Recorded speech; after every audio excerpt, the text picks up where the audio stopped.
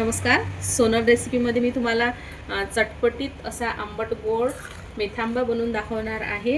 अगदी लहानांपासून मोठ्यांपर्यंत आवडेल आणि वर्षभर टिकणारा हा मेथी आंबा आहे. तर कसा बनवायचा तर व्हिडिओ स्किप न करता बघा. चला तर मग आपण रेसिपीला सुरुवात करूया. मी तुम्हाला अर्धा किलो कैरीच्या प्रमाणात मेथी आंबा सांगणार आहे.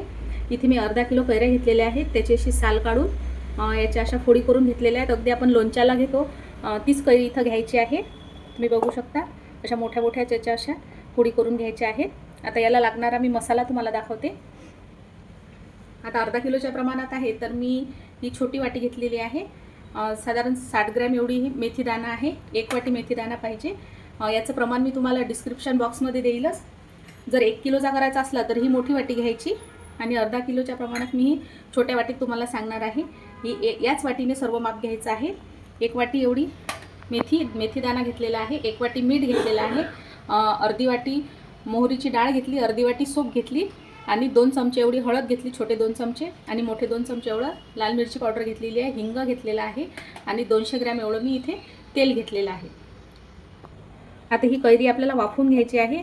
तर वाफवण्याआधी यामधलीच थोडीशी हळद घ्यायची आणि याला लावून घ्यायची. जे आपण साहित्यात घेतलेली आहे त्यातीलच घ्यायची आणि मीठ घ्यायचं. 2 चमचे एवढं मीठ इथेच घालून घ्यायचं. अगदी वेगळं नाही घ्यायचं, त्यातलंच घ्यायचं आहे आणि याला असं पूर्ण लावून घ्यायचं.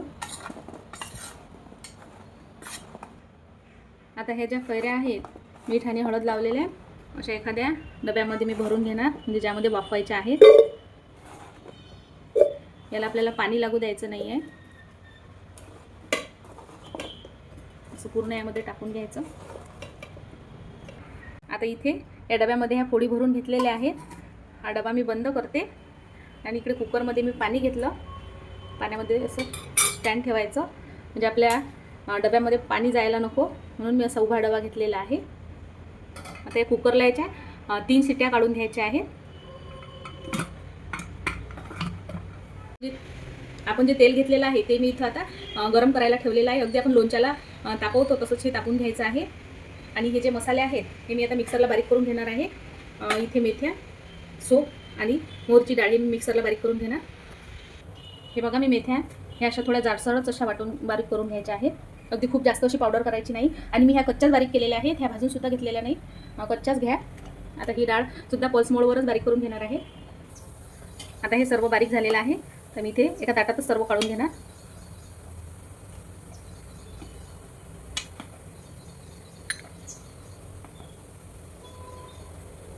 आता तेलाला इथे छान वाफ आलेली आहे. इथे गॅस बंद करते. हे बघा, थोडीशी मोहरी टाकून बघायची. आता इथे तेल थोडंसं थंड होऊ द्यायचं आहे. ते अगदी 2 मिनिटच झालेले आहे, जास्त तेल थंड होऊ द्यायचं नाही. आता गरमच तेल या मेथ्यांवर टाकायचं आहे.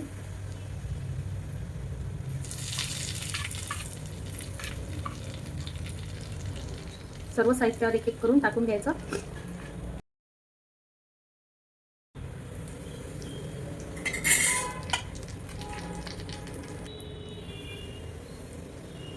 मिरची पावडरवर नंतर टाकायचं कारण तेल थोडं गरम आहे.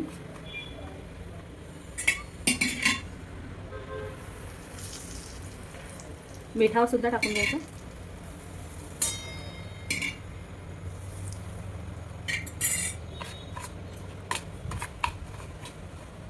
तर मिरची पावडरवर सुद्धा टाकून घेणार.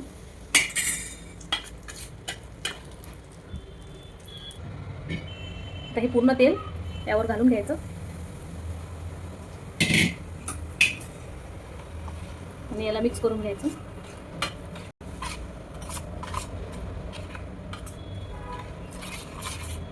आता या मसाल्याला थंड होऊ द्यायचा आहे जोपर्यंत आपल्या त्या कैरीच्या फोडीसुद्धा वाफवून होतात.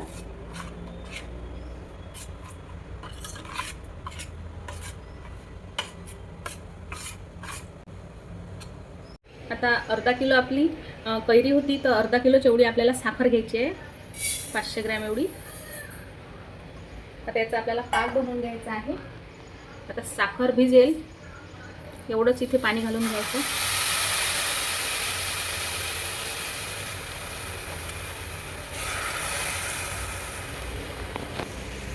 आता इथे साखर भिजेल एवढंच मी इथे पाणी घालून घेतलेलं आहे.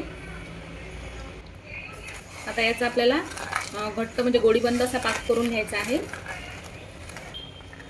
असा पाक आपल्याला शिजू द्यायचा आहे.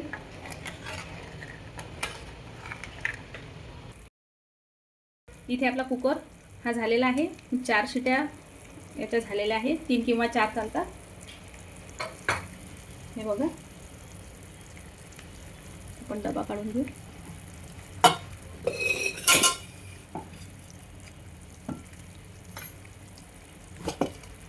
बघू शकता छान अशा आपल्या ह्या कैऱ्या शिजलेल्या आहेत. असे शिजायला हवे. हे बघा, असे शिजायला हवे. जर अशा शिजल्याने आणखी एखादी शिट्टी काढून घ्यायची आहे. आपले छान शिजलेले आहेत. इथे मी 4 शिट्या काढून घेतलेल्या आहेत. इथे आपला पाकसुद्धा झालेला आहे. हे बघा, एका प्लेटमध्ये मी पाणी घेतलेलं आहे. मी थोडासा पाक इथं टाकून बघायचा आहे. हे बघा, एकदम असा जवळ येतो हा पाक. असा झाला म्हणजे लगेच 10 मिनिटातच हा पाक तयार होतो, कारण आपण यामध्ये जास्त पाणी घातलेलं नाही आहे. आता इथे गॅस बंद करायचा. हा साईडला ठेवून द्यायचा. या मसाल्यामध्ये ह्या उकडलेली ही कैरी घालून घेणार आहे.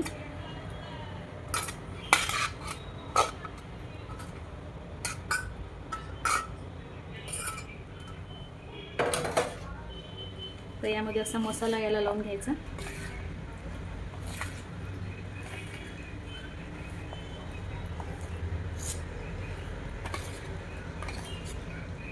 सुहामने पाकात टाकून पाक हा थोडा थंड झालेला आहे, म्हणजे अगदीच पूर्ण थंड नाही झालेला. थोडा कोमटच पाक इथं ठेवायचा आहे.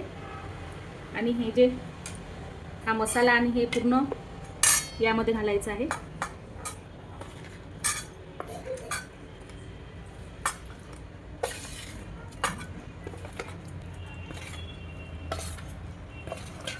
आता या पाकामध्ये सर्व मिक्स करून घ्यायचं. पाक अगदी गरमही असायला नको आणि थंडा पण असायला नको. थोडा गरम असायला पाहिजे. काही असं मिक्स करून ठेवायचं.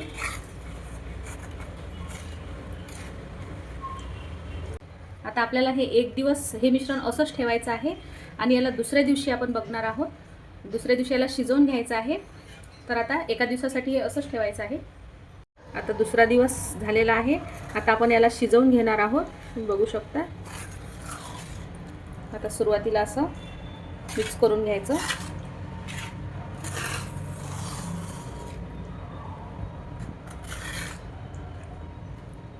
आणि आता मी हे शिजायला ठेवणार आहे.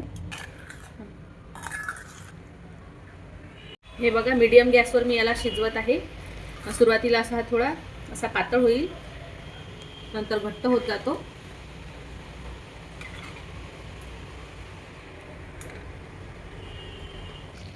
हे बघा, छान असा मेथी आंबा आपला शिजत आहे. असा जोपर्यंत फेस असतो तो जाऊ द्यायचा आहे. जोपर्यंत तेल वर येत नाही तोपर्यंत शिजू द्यायचा आहे. मध्ये मध्ये चमचा देत राहायचं. हे बघा, इथे याला शिजून 15 मिनिट एवढा वेळ झालेला आहे. बघू शकता, पूर्ण तेल हे वर आलेलं आहे. मी 10 मिनिट हा मीडियम आचेवर शिजवलेला आहे आणि 5 मिनिट एकदम कमी स्लो गॅसवर हा शिजवून घेतलेला आहे. हे बघा, पूर्ण तेल हे वर आलेलं आहे. असं व्हायला हवं, म्हणजेच मग आपला मेथी आंबा हा शिजलेला आहे आणि सर्व फोडी ह्या वर आलेल्या आहेत शिजून. आता यावर एवढं तेल आलेलं आहे, तर तेल यामध्ये एवढंच घालायचं आहे जेवढं मी सांगितलेलं आहे. तेल तुम्ही कमी घालू नका, कारण तेल हे प्रिझर्वेटिव्हचं काम करतं. तुम्ही जर तेल एवढं वापरलं नाही तर तुमचा मेथी आंबा वर्षभर टिकणार नाही. त्यामुळे एवढंच तेल यामध्ये घ्यायचं आहे जेवढं मी रेसिपीत सांगितलेलं आहे. आता इथे मी गॅस बंद करते. आपला मेथी आंबा शिजून तयार आहे. झाला तर इथे आपला मेथी आंबा तयार. तुम्ही बघू शकता, अगदी छान अशी याची ग्रेव्ही झालेली आहे. तुम्ही पराठ्यासोबत, पोळीसोबत आणि खिचडीसोबत खाऊ शकता. खूप छान अशी याची टेस्ट लागणार आहे आणि वर्षभर टिकणारा हा मेथी आंबा आहे. तुम्ही सुद्धा करून बघा. रेसिपी आवडल्यास लाईक करा, शेअर करा आणि सबस्क्राईब करायला विसरू नका. भेटू पुढल्या रेसिपीमध्ये.